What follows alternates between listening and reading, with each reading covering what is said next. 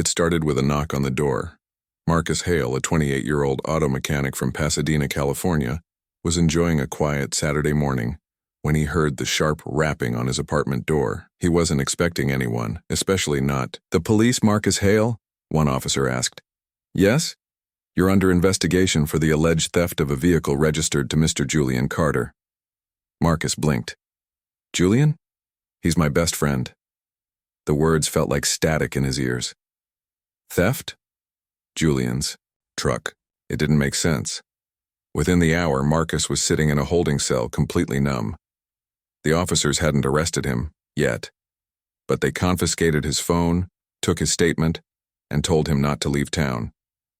Julian, his childhood friend, had apparently claimed Marcus had borrowed his truck and never returned it. Marcus, on the other hand, hadn't seen Julian in almost 2 weeks. They used to be inseparable. Backyard basketball, road trips. Marcus even helped Julian move into his new house just months ago.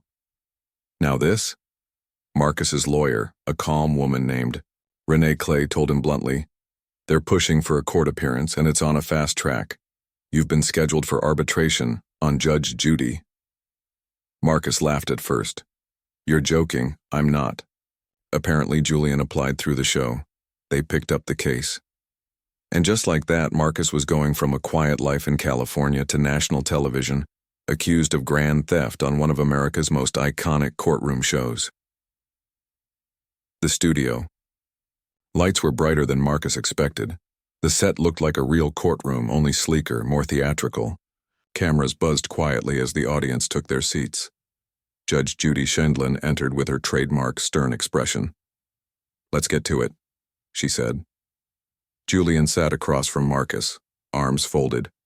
"Mr. Carter," Judge Judy began, "you're accusing your former friend Mr. Hale of stealing your 2014 Ford F-150. Explain." Julian stood. "I let him borrow it to help his cousin move. He never brought it back. I called. I texted. No reply.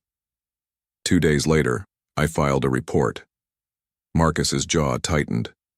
"Your Honor, that's not true. He never let me borrow it. I hadn't even spoken to him in over a week. Last I heard, he was lending it to his other friend, Wesley."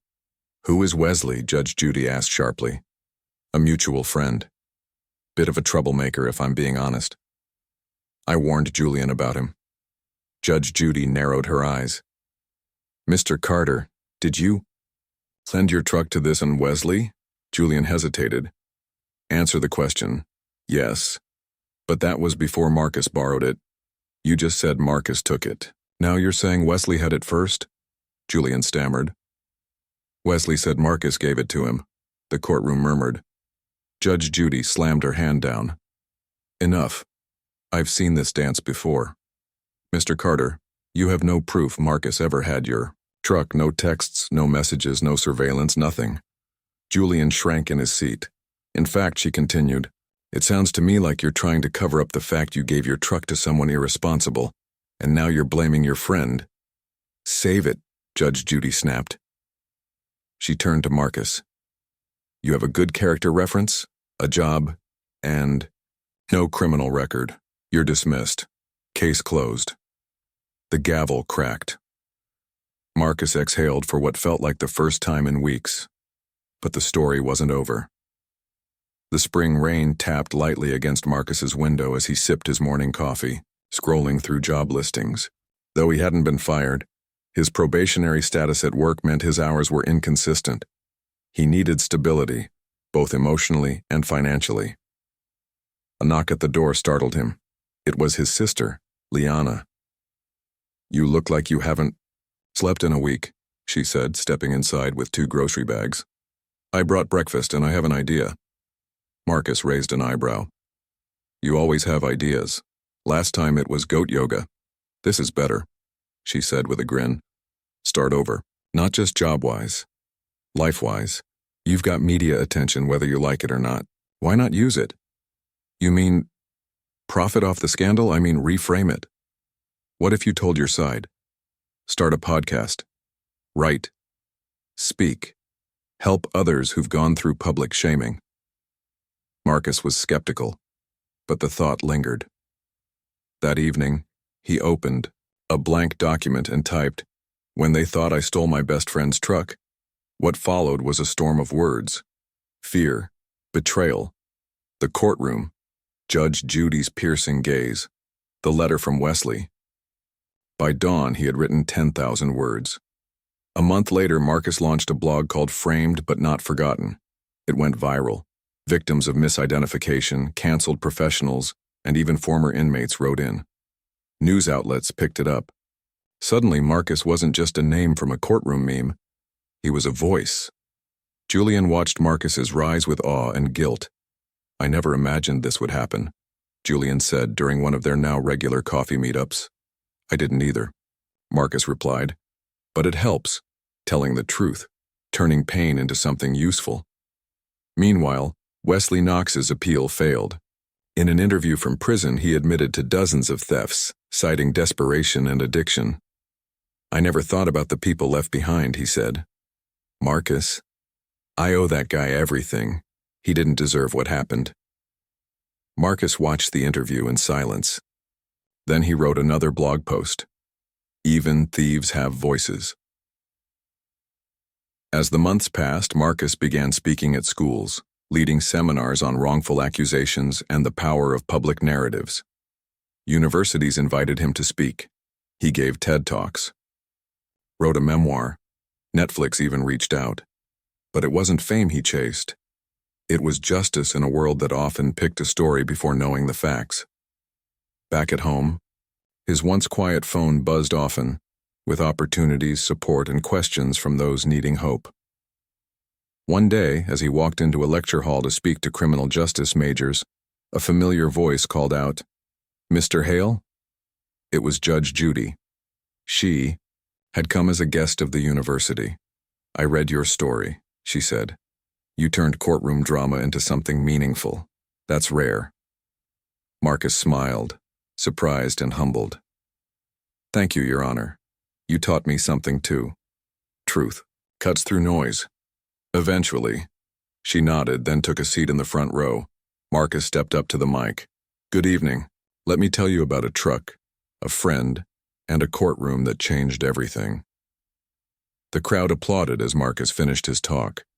Students lined up with questions, their notebooks filled with scribbled notes and ideas for term papers. One student, a young woman named Ava, asked, "What advice do you have for someone who's been wrongly accused but doesn't have a platform like yours?" Marcus paused. "Don't let your silence become your sentence. Even if your voice shakes, use it. And find someone who believes in you. That belief can carry you through the darkest parts." Afterward, he sat alone in the university cafe, reviewing his speaking schedule. Requests were coming in from across the country. He'd need to hire an assistant soon. The thought made him smile. Just months ago, he couldn't get a call back from his own job. That evening, as he walked to his car, he spotted Julian leaning against it. "I figured you'd be here," Julian said. He held a small gift bag. "What's this?" "Open it." Inside was a miniature model of a Ford F-150, mounted on a plaque that read, "To Marcus Hale, for never letting one mistake define a lifetime of friendship." Marcus's eyes softened. "You didn't have to do this." "I know," Julian said, "but I needed to. I've been working on myself. Therapy, some volunteering, trying to be better." Marcus nodded. "You are better. We both are." Over the next year, Marcus's influence grew. He collaborated with nonprofits focused on criminal justice reform. He co-authored a book with a law professor on the impact of public perception in legal cases. The book, Echoes of Innocence, became a bestseller. When the second anniversary of his court case came around, Marcus organized a panel discussion featuring lawyers, psychologists, and people who had been wrongfully accused. The event was broadcast live, drawing over 2 million views in the first week. Julian joined the panel too. "I blamed without proof," Julian admitted. "And I learned that trust, once broken, doesn't vanish, but it needs time, action, and humility to rebuild." Marcus watched him speak with pride. It wasn't easy to admit your flaws on such a stage. After the event, Marcus returned to his apartment and sat in front of his old blog. He hadn't written a personal post in a while. He began typing. 2 years ago, my life was nearly shattered by a lie, but in that break, light found a way through. He paused, fingers hovering over the keyboard. Today, I live with more clarity. Not because justice came swiftly, but because I chose to carry the truth when the world handed me silence. If you're reading this, and you've been falsely accused, don't give up. Your story matters. Your truth matters. He hit publish. The notification pinged, comments poured in, hundreds, then thousands, stories from all over the world. Marcus leaned back, eyes closed.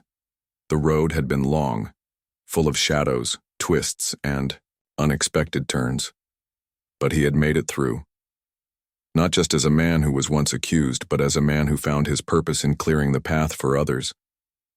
And it all started with a truck.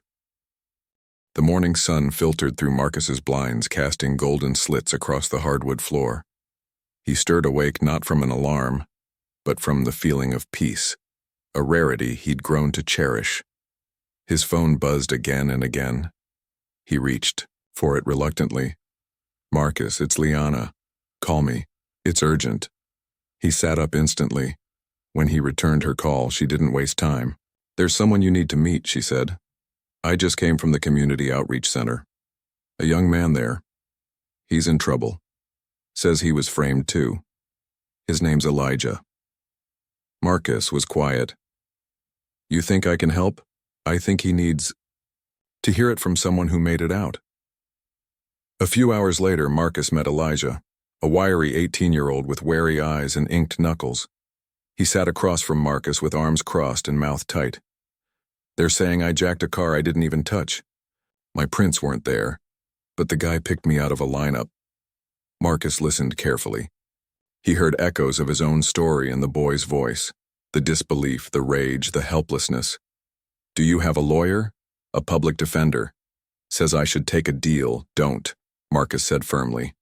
"Not if you're innocent." He spent the next hour sharing his story with Elijah. Not the Netflix gloss, but the dark, gritty truth. Nights crying, friendships lost, the loneliness of doubt. Elijah leaned forward. "So what do I do?" "You fight, and I'll help." Marcus connected Elijah with one of the legal contacts he'd built. Relationships with. He also set up a fundraiser to support the case. Within 48 hours, it had raised $15,000. The media picked up the story. Suddenly, Marcus was being labeled a mentor, an advocate, even a hero. But he didn't care about the titles. What mattered was watching someone else get the chance he almost didn't. Elijah's charges were eventually dropped after surveillance footage surfaced from a nearby building. It clearly showed another man, someone 2 inches taller and with a visible tattoo on his neck, getting into the stolen car. At the press conference, Elijah stood nervously at the podium. "I wouldn't be here if it wasn't for Marcus Hale," he said. "He believed me when nobody else did. I didn't even believe in myself, but he did." Marcus wiped away a tear discreetly. Behind him, Julian clapped the loudest. That night, Marcus received a call from a woman named Dr. Lena Foster, a professor of law and director of a legal innocence clinic at a nearby university. "I've followed your work, Mr. Hale," she said. "Would you consider joining our faculty as a guest lecturer? We're building a course around wrongful convictions." He chuckled, half in disbelief. "I didn't even finish my degree. You finished something more important," she replied. "A journey most wouldn't survive. That experience is priceless." He agreed. Marcus's first lecture was packed. Law students, journalists, and community activists filled the hall. He opened his presentation with a single sentence. "The law can break you or build you, depending on who's holding the hammer." The room fell silent, gripped by every word, and so Marcus became more than just a name in a courtroom. He became a movement. 6 months later, Marcus found himself in Washington, D.C., preparing to testify before a bipartisan panel on wrongful accusations and judicial reform. The Capitol building loomed over him, a symbol of authority, accountability, and at times bureaucratic indifference. But today, he wasn't standing on its steps as a protester or a victim. He had been invited as an expert witness. The room buzzed with quiet anticipation as Marcus took his seat beside professors, attorneys, and former convicts turned advocates. As the chairwoman tapped her gavel, the chamber fell silent. "We call Marcus Hale to the microphone." Marcus stood, adjusting his blazer. He looked out over the room and spotted familiar faces. Julian in the back row, Liana recording with her phone, and even a CNN correspondent scribbling notes. He cleared his throat and began. "I was accused of a crime I didn't commit. I was nearly destroyed not by evidence but by assumption. The justice system didn't just question my character.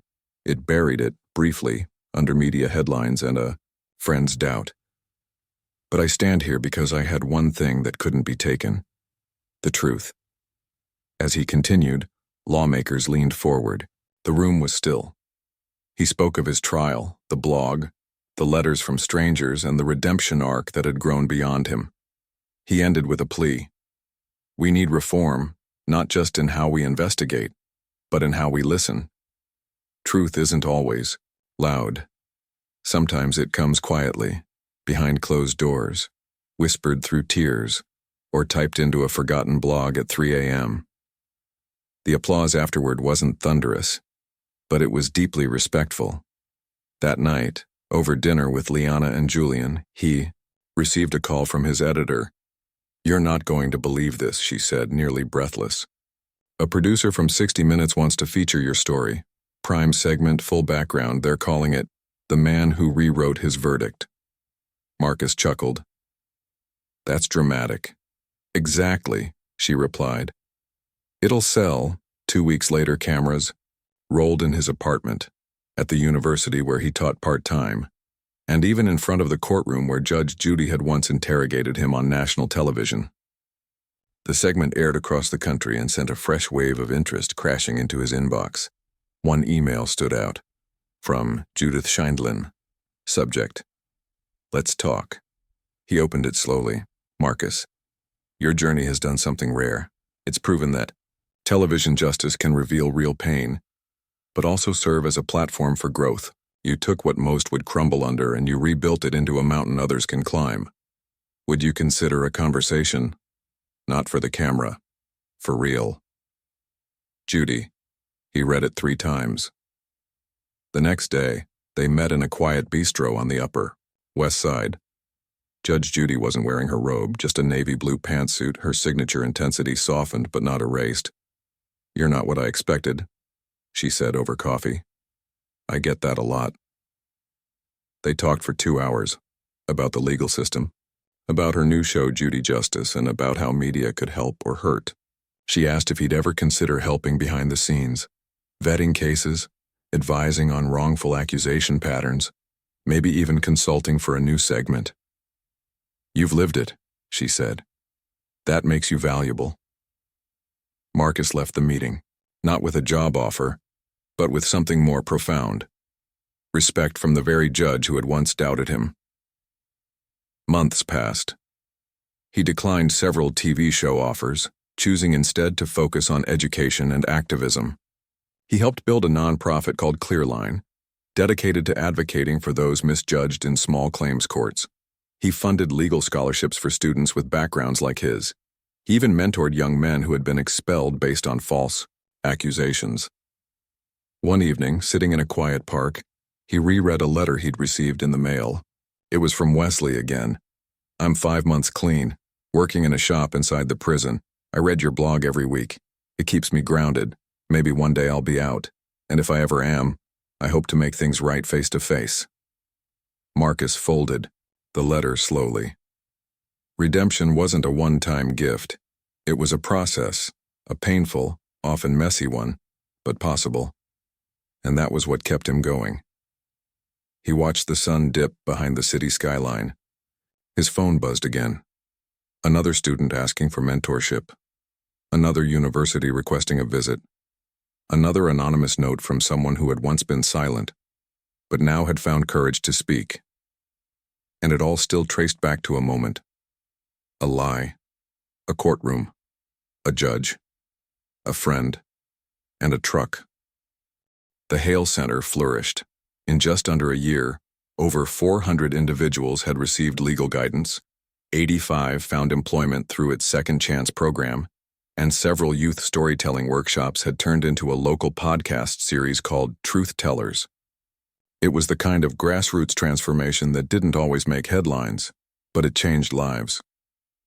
Marcus sat in the recording booth with a high school junior named Elijah, who was narrating the story of his older brother's wrongful arrest. And that's when the officer said, "We have a witness."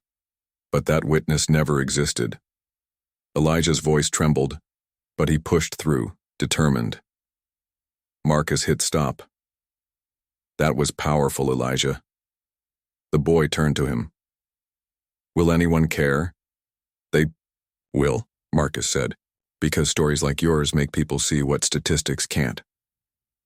That afternoon, Marcus returned to his office and found a note waiting on his desk. "Congratulations, you've been selected to receive the National Civil Voice Award. Ceremony in October. Your work has reshaped how America understands justice and redemption. National Council for Civic Impact." He stared at the letter for a long time. It wasn't pride he felt, it was peace. A kind of long-awaited calm that comes when the pain finally folds into purpose. As the months passed, Marcus's influence stretched internationally. He was invited to speak at The Hague. His memoir was translated into 5 languages. A documentary titled The Man Who Didn't Take the Truck won a regional Emmy, but he stayed grounded, still responding to emails from people who felt invisible, still attending every weekly Clearline meeting, and still meeting Julian for coffee. Every Friday, one day, Julian arrived with news. "I'm getting married," he said, eyes bright. "To Daniela?" Marcus asked, smiling. "Yeah. She says she wants you to officiate." Marcus laughed. "Me? I'm not a minister. You're the reason I believe in second chances.